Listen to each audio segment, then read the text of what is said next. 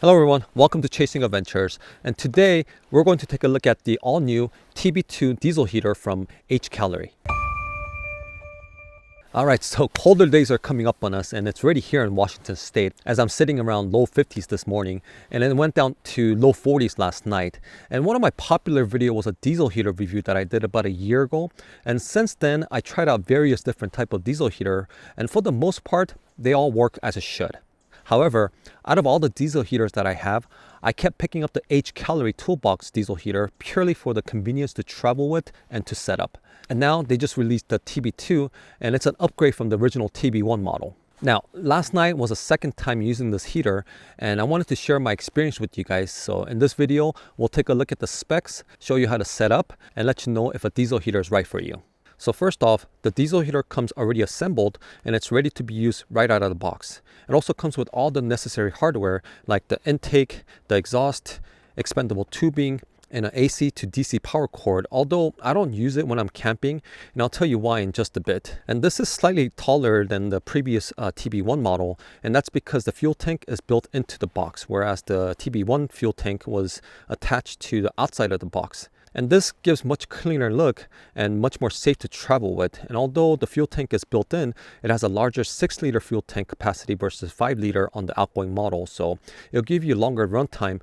And the last time I used it, I had it started around 8 p.m. on full blast till about 11 p.m. because we were using a much bigger tent and until we went to sleep and lower the temperature down.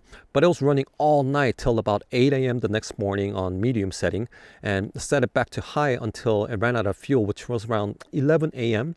And I only filled it up about 3/4 of the tank because normally when it's just me like today, I had the heater going until I go to sleep and turn it back on before I get out of my sleeping bag. So I was kind of used to not filling it up all the way. But since I was camping with the little one, I had it running all night and it worked just fine and provided heat for about 15 hours, which I was very impressed. And of course, that could vary depending on the set temperature. It also comes with the basic remote controller, so you could control the diesel heater even if you leave it outside of the tent. But you could also download the app and control the heater that way. But I personally haven't tried it yet because the remote works just fine, and I don't really mess around with the settings since this has built-in altitude sensor, so it'll adjust the fuel to air ratio automatically for optimal performance. But the app looks pretty intuitive and shows you all the details too, like the voltage, current ambient temperature, and so forth. And even has a timer function to automatically have it turned on and off for each of the following days. Now that's pretty neat if you're camping for a long period of time. The heater is put together really well even in a tight space. And this is the exhaust pipe that bends 90 degrees and goes all the way out to the outside of the box. And the pipe is wrapped with the heat insulation cover. And this is the intake hose that also gets connected to the outside of the box. The fuel pump is right beneath the heater, and surprisingly the fuel pump is very quiet. Like you could barely hear it knocking, and I'll show you how it sounds like after we set it up. And all the wiring and fuel hose is well executed. But the only thing I would have liked to see in here is a fuel filter because of the nature of the diesel fuel. So I need to add one in the future. Now this is a 8-kilowatt diesel heater and it has been upgraded compared to the previous model. And how the diesel heater works is that there's a fan inside here and it sucks air from this side and passes through the hot surface, warming up the air, and the hot air comes out to the opposite side. And this has a larger opening so it could push more air out, and paired with a smarter motherboard and a new upgraded aluminum body, it achieved significant improvements in both the fuel efficiency and heating capacity, reducing fuel consumptions by 38% while increasing the thermal efficiency by 40%. So the maximum temperature that can reach is now 140 degrees compared to 100 degrees for the other ordinary heaters. But the only downside is that since it has a larger opening, it's hard to find the longer replacement hose to fit onto the larger opening since most of the diesel heater has 3-inch opening, but this one has 3.5-inch opening. And a lot of people like to use a dryer vent hose, which is either 4 inches or 3 inches. So I'll need to try and see if I could clamp a 4-inch hose on here, which I think I should be able to. But if not, I may need to purchase an adapter from 3.5 inches to 4 inches. But that's a small downside compared to how much heat it can produce and efficient this heater is. So to set up the diesel heater, it's pretty straightforward. But wanted to show you guys that everything you need, well, minus the heater duct pipe, can be fitted inside the box, making it very convenient to travel with. So first, attach and clamp down the intake hose with the intake filter, and the pipe kind of just dangles around. So you could mount this adapter onto the heater and mount the intake hose like this. Next, attach and clamp down the exhaust pipe. And on the exhaust, there's a little opening here, and this is for the condensations to bleed out from the exhaust. So make sure it's pointing downwards. And fill it up with diesel fuel and power the unit, and you're good to go.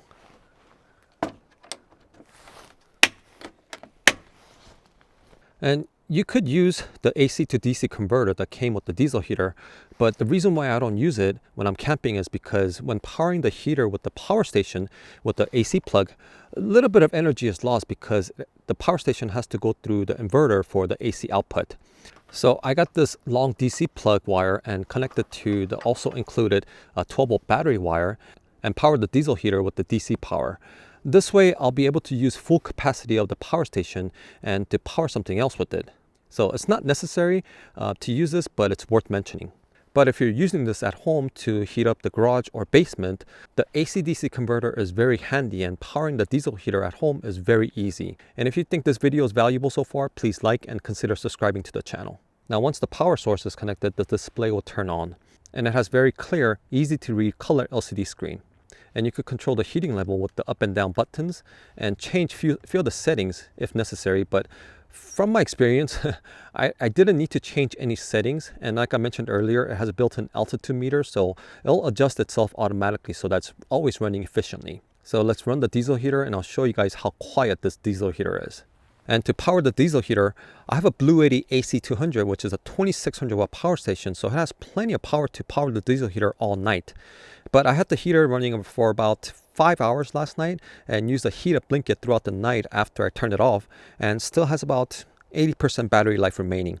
And it kept me very warm during the night, even with the low 40-degree temperatures. So during winter camping, it's good to have high-powered, high-capacity power station like the Bluetti AC200. So now let's turn on the diesel heater.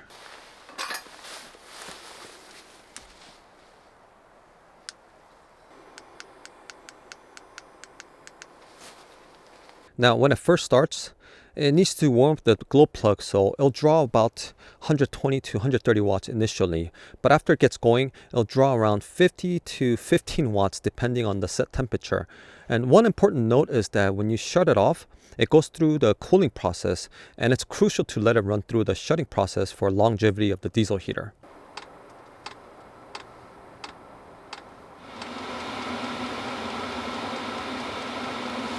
All right, so the heater's been going, it's been warmed up, and it's producing a lot of heat. And on high setting, this is what the fuel pump sounds like. And you know what, you can barely hear it. I mean, you can still hear it, but it's almost unnoticeable. And if you have this outside of the tent, you're not gonna be hearing that ticking noise. Now, we'll lower the temperature all the way to low. And this is what it sounds like on low setting. And again, you could barely hear it, right? But I'm thinking this might be because due to the plastic cup casing, unlike traditional diesel heater, which is made out of metal casing, that's why you might hear less. I don't know what they did with it, but I like it. And in a tent about the size that I'm using, it'll warm up the whole place in about 5 to 10 minutes. And I felt the heat inside the SUV too. So, is the diesel heater for you? Well, if you like to camp during the winter, I think a diesel heater is a must because it'll enhance your camping experience. I mean, you could have a miserable camping experience without it, or a comfortable experience while still enjoying the cold weather and isolated environment like today. And diesel heater is not a new thing, you know. RVers been using a diesel heater for a long time to heat up their RV, but they need to cut out a hole for the exhaust pipe and permanently mount the heater somehow. But now you could get something like this that is compact and convenient to travel with. So you could use it pretty much anywhere you go, as long as you have diesel fuel and a power source. And I personally think it's the safest option as a heating source because all the combustion and the exhaust is done outside of the tent, and only dry and hot air comes into the tent. And as I mentioned earlier, a lot of the diesel heater owners, including myself, also use it at home to warm up the garage while working on cars or their hobbies, or for the basement. But not only that, it can be a lifesaver during an emergency, like having a power outage in the winter and the temperatures are below freezing. You know, you could turn the diesel heater and you could warm up yourself or your whole family within minutes. So I do highly recommend for all those mentioned scenarios, but what do you guys think? Do you guys agree?